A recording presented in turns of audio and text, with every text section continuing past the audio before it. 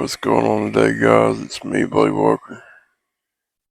I hope you guys are doing good today. I wanted to jump out here and do another video. It's late again. My video yesterday was at 2. Today it's 2:14. And the pain makes it hard to sleep. But I'm still a winner, guys, because I woke up this morning. I think the thing that people don't understand is how important life is, or how important how you spend your time in life. When you're able to do things, you just take it for granted. And unfortunately, I can't do that no more. But I did want to do a video just kind of explaining the first time my life was saved. So I went to work. I worked at Saturn, Spring Hill, Tennessee. And it was about 70 miles one way to work. And I was driving overnight. I would get off about 2 o'clock in the morning and had to work in a 10-hour shift. It's sometimes I had trouble staying awake going home. I would get off around 2 a.m. and then I had that 70-mile ride back home. And of course, it's winter time, and while we're doing the winter time, we would turn the heat on. I don't know if that's what caused it, but I was driving down the road.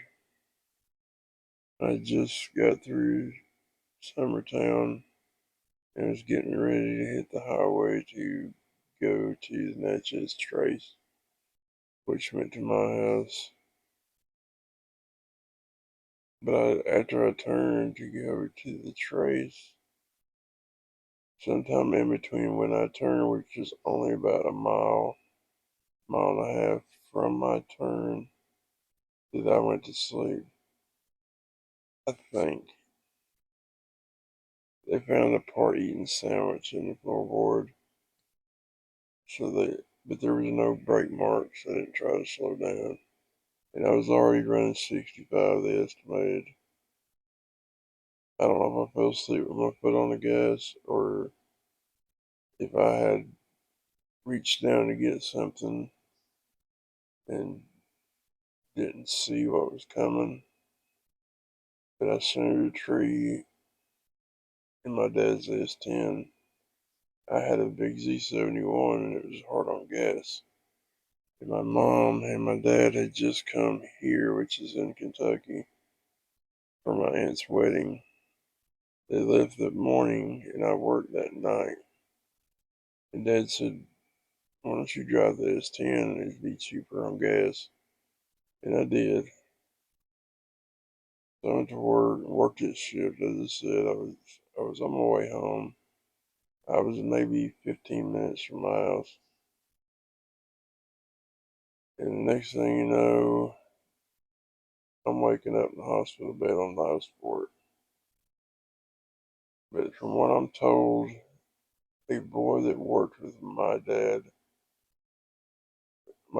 dad, we all worked at the same place, me and Dad, and this other boy that helped me and his dad. Said my dad drove a truck, semi, and I packed a warehouse. So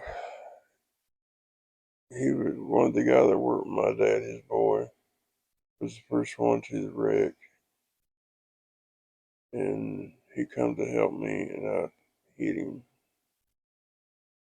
and he said it dazed him a minute, and then when he got to himself, he come back, and I hit him again.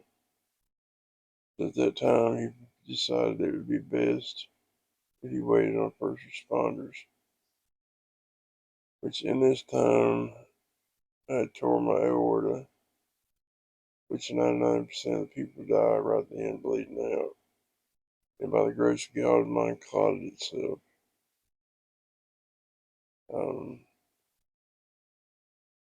But I was doing this with a shattered hip socket, a bleed on the brain, I broke ribs, stuck this bone out my finger, um, blew 2 holes out my heart. But somehow I was able to fight, and I don't. Pure adrenaline is all I can say. And when they got me there, they took me to Lawrenceburg Hospital, and they life-flighted me to Vanderbilt Hospital. It's in Nashville, Tennessee. One of the best hospitals in the world, and it's a university hospital, so there's a lot of little nurses and stuff running around. But as I said, I don't know none, I don't remember any of that. And I woke up on life support, and a tube still down my throat. And all I could think about was getting that tube out of my throat, so I started trying to push it out of my tongue. And everybody was saying, no, no, no, trying to stop me. And my sister said I was trying to tell her something. And I would get so discouraged, I just cried because I couldn't talk or nothing to tell them what's going on. And it was because I was too hot. I was wanting a blanket off of me. But anyway, so after they took me on life support, I had a long road ahead of me. I couldn't walk for over a year, and I was in the hospital the first time for about close to 6 months, and they sent me home with the 2 holes in my heart at that time because they said that it would somehow repair itself. Maybe, I don't know, but at that time they had to do the hip surgery where I shattered my hip socket. But with the 2 holes in my heart, my blood pressure wouldn't hold right, and they told mom and dad that I probably wouldn't make it through surgery. I had a 10% chance. People, you realize how low of a chance that is. And so they done emergency surgery, and by the grace of God, again, I was able to stay stable, and so I was as I was recuperating, and the doctor says on this show that I was on, which is on Learning Channel, that I was the sickest patient he'd ever seen come through the ER, which says a lot when you think how much trauma they see every day.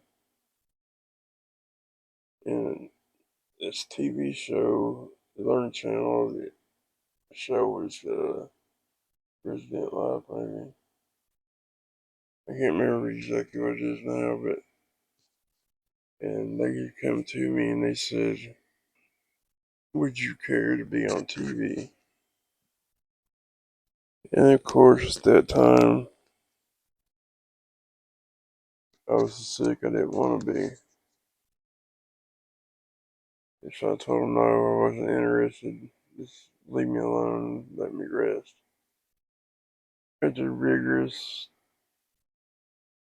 I had a rod. They drilled a hole all the way through my knee, and they stuck a rod through it, about like that, and put a hung 40 pounds of weights on each side of this rod to keep my hip pulled in traction so it didn't pop back out of socket.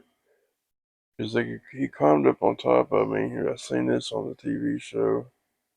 I wheeled in butt naked on a stretcher, and this guy climbed on top of me and popped my hip back in socket. And the way he explains the sound of it, is it was like an old car door that would hang, and it finally, bam, let go.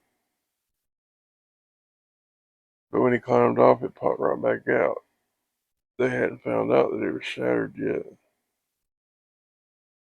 And so I went and I had the surgery and recovered. You know, it was a grueling process, physical therapy, just trying to get to where I could walk. But I had so much screws and chain and plate and rod in my hip that I had to wait. I couldn't get up and move because until them bones all seized together, healed together. So I had lay flat on my back the whole time. Yeah, even when I went home, they had to order me a hospital bed, and I had to stay in it for a long time. And so when I went home, I noticed that I couldn't breathe. It was like, you know, something wasn't right. And I told my mom, I said, something's not right. I can't breathe. And my sister's a nurse. She said, call the hospital. So they did. They called Vanderbilt and they said, get him to the closest hospital. And I said, no, I don't want to do that. Take me back to Vanderbilt, which was a 2 hour drive versus 10 or 15 minutes going to my hospital. And I told them, well, you know, if I can't make it on the way, we'll stop where we're at. And I know, you know, Lord saved me all the way there. And I was sitting in an emergency room waiting on somebody to come in because nobody knew how serious my condition was. And it just so happened the guy that done my hip surgery walked by my waiting room and peeked and glanced in on the way by and happened to see me. And it come straight back and he said, what are you doing? I said, I can't breathe. And he went straight and got a wheelchair and they took me back to the operating room because my lungs had filled up with blood clots. So they had to open me up and get the lungs of the blood clots out.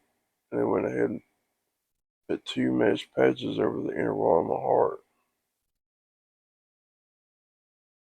But they closed that up. And then the whole time, you know, I'm going home and all I can do is lay down on my back. So this is, you know, it's going a year. And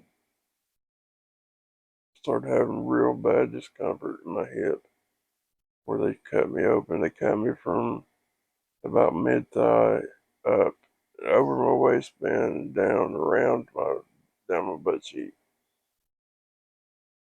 And the incision looked like it was closed up, about that much that it busted open. And the reason why it's hurting so much more is because it had set up infection. When that bust open, it was shooting the infection about 10 feet. It took, we had 2 beach towels soaked up just quick. So again, you know, they tell me to come back, and I did, and they put, you know, I had to have, first they lost me, I forgot, they lost me during surgery when they was repairing my heart. Um, my lung recollapsed. That was another thing, both my lungs collapsed when I had the wreck. So my lung recollapsed, and he's hollering, scalpel, scalpel, on his TV show, and he comes over and slices my stomach. I'd already had breathing tubes before, and I know what they're like. But they're just a little like half-inch, 3/8, something like that, tubing. They stick in your side into your lung to blow it, put air back in it. And my blood pressure bottomed out. That was another thing. You know, God's seen me through a lot by now. It's like 3 miracles. And so the infection, we put a towel on it, and again they said to go to the closest, and everybody knew what time it was. I was going to Vanderbilt because they're good. They know what they're doing, and they knew what was going on.